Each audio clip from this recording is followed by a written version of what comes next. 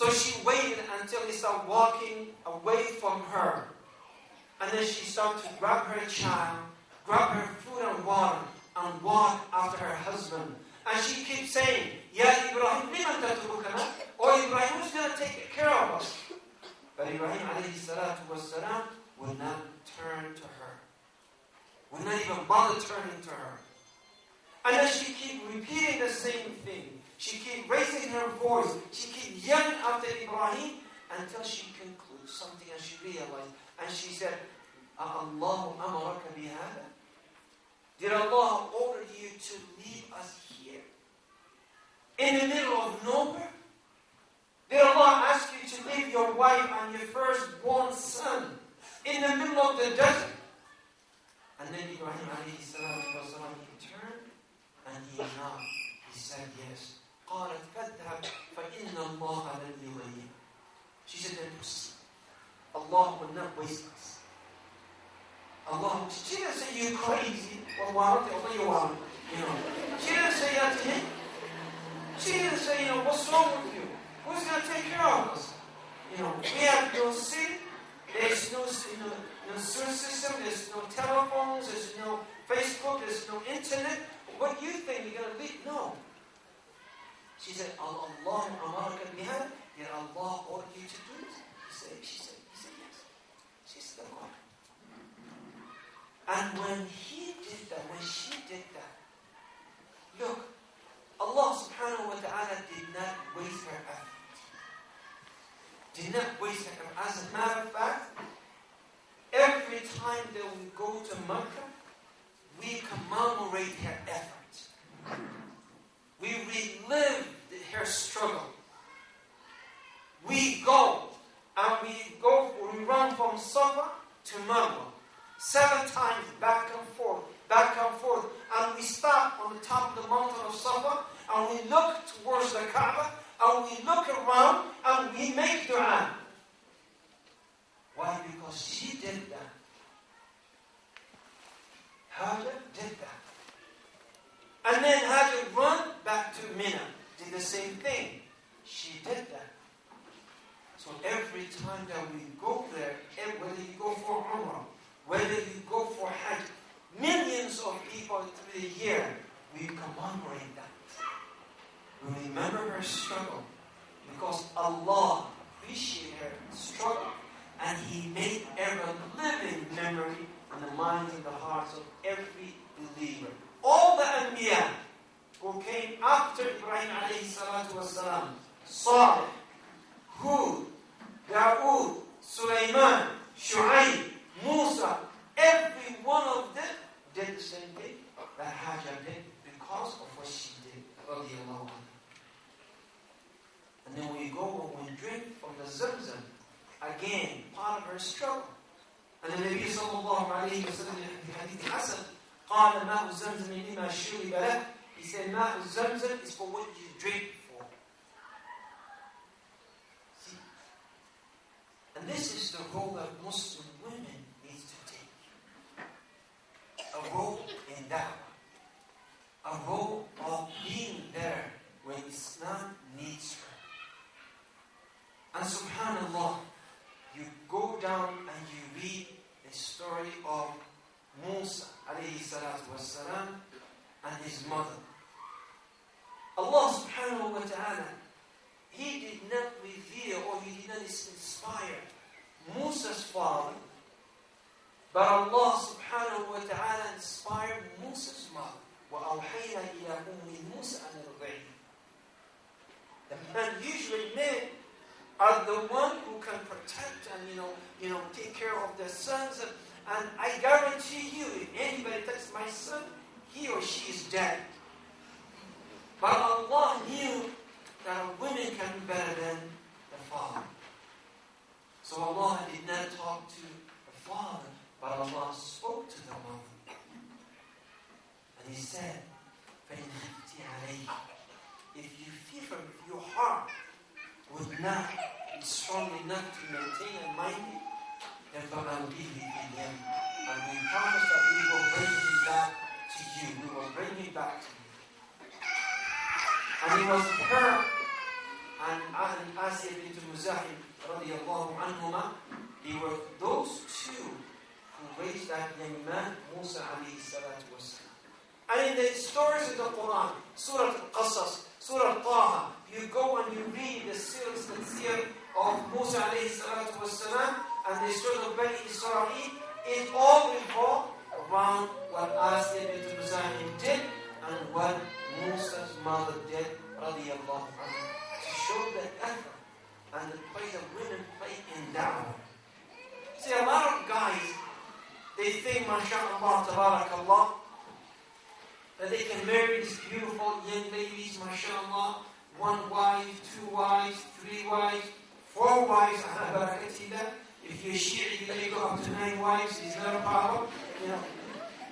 But, and they think, khalas, the purpose of a wife is to come, to bring her home, let her stay at home, not do much. And they forgot, or we forgot, the majority of the society of women. Over 60% of the society are female. In America, as a matter of fact, as mentioned before, they said for the black American, for the whites, they said every 12 girls that are born, is 1 boy that is born with it. 9. And for the black Americans, for every 12, a boy. Worldwide, every 16 girls is 1 boy. So the majority of the ummah are girls. Look, mashallah, 90% are women, and we have 4 few masakin sitting right here.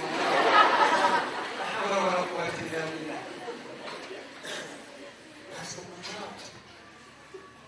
Now, if the sister's not feeling the responsibility as a da'iyah, not feeling that she is carrier of this deen, then subhanallah, we fail. Because almost 70% of the women, and the majority of the men, they're not up to the plate most of the time.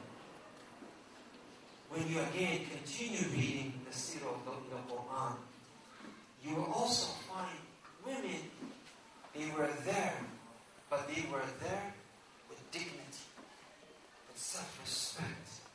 They were not there with high heels, tight jeans, going left and right. No, they were there with haya. Remember when Musa alayhi salatu wasalam, he came to the people of Madian. And he found people from the people of Madian, he found the shepherds. They walking the animals, and he found 2 ladies keeping the sheep away from them. So he came, what is the matter with you? Why do you go there? He said, we don't want to go there. Our father is very old man, and we can't go with this man. We can't try to be with them. And then he took the responsibility as a young man, dignified, strong, mu'min, and he did the job that the ladies couldn't do. But what happened after that, when he went under the shade of the tree, one of them, Jabat, she did not come to him, why are you again? She didn't come with that attitude. But Allah said, she came with al-istihya.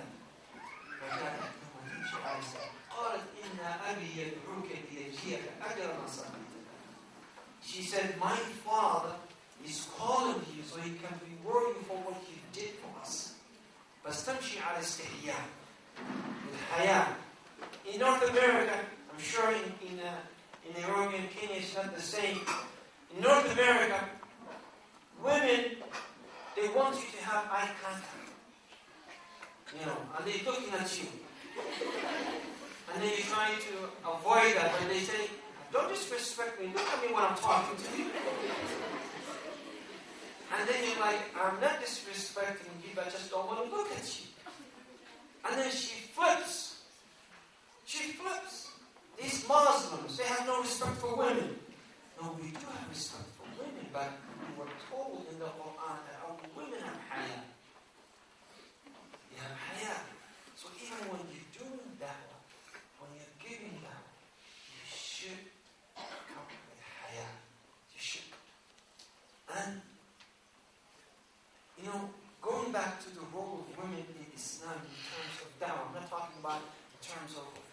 other things. In terms of da'wah, the biggest support, the biggest favor that she can do is be like Khadija radiallahu anha. Be like Khadija radiallahu anha. Khadija, what did she do? Her husband Muhammad sallallahu alayhi wa sallam, he felt emptiness. He felt, there are 360 idols around the Kaaba. But none of them satisfying the emptiness, filling the emptiness that I feel. And he decided, I want to go out of the city. I want to be at the top of the mountain in a little cave. And I want to be there so I can contemplate, reflect on the creation of the universe. Imagine if Khadija was one of those nowadays women. Her husband, a month, is at the top of the mountain. And where is she? She's right there. What would she think? She said, he has another wife up there. He has another wife up there. Why would he go to a whole month? She wouldn't say, MashaAllah, She said, no, there must be, I want to go and join you. No. She gave her husband time, space, and said, okay, you reflect on the situation. And because when she was so powerful, she was so strong, when the messenger of Allah got shot in Rageah, he was there by himself. No one else. And all of a sudden, this man appears in front of him saying, read, Iqra. And then every time he said, I can't read, he grabs him, he squeezes him, and then he panicked, sallallahu alayhi wa sallam, he panicked, and he ran away. Have you ever thought about this? The messenger of Allah did not run to Hamza bin Abdul Muttalib, Asadullah. He did not run to Abu Jahl, his distant relative, who everybody used to fear and respect. He did not run to Abu Talib, the chief of the Quraysh. But he ran to Khadija. He ran to his wife. And we're talking about society. He was living in society who had no respect for women. They used to bury their dogs alive. وَإِذَا الْمَوْءُودَةُ سُئِلَتْ وَإِذَا بُشِّرَ أَحَدُهُمْ. If one of them is giving a glad title and news of a young lady, بِالْأُنْثَى ظَلَّ وَجْهُ مُسْوَدًّا وَهُوَ كَظِيمٌ. His face turns black, turns dark, and he's so grieved. In another ayah, Allah subhanahu wa ta'ala, he said he's contemplating, should he bury her alive, or live with her, or keep her alive with disgracement? They had no respect for women. Yet the messenger of Allah ran to Khadija radiallahu anha. Ran to her. And he said, Khashitu ala nafsi. I fear for myself. I fear for myself. Now, in nowadays, except, mashallah, the Protestant Muslim sisters, nowadays, tell me a man who, when he's dealing with tough times, struggles, all this, will come back to his wife and she will comfort him.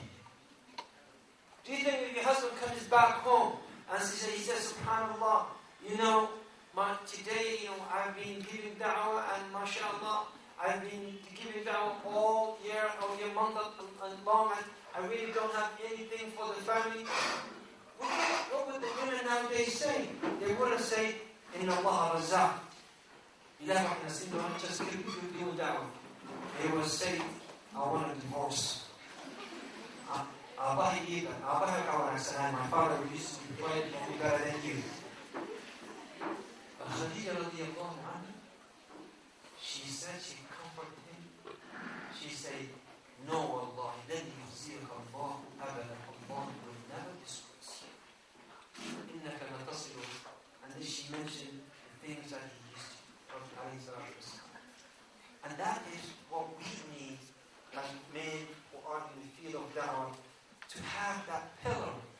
Because Khadija radiallahu anha was that pillar for Rasulullah sallallahu alayhi wa sallam. When he goes out and he deals with all this struggle, and Abu Lahab, he sings up behind him, singing, chanting, saying, he is our nephew, he is insane, he is a loser, don't follow this man. And then Rasulullah comes back with grief and sadness, there was a pillar for him at home. There was comfort for him, and that was Khadija radiallahu anha. And that's why when he died, when she died,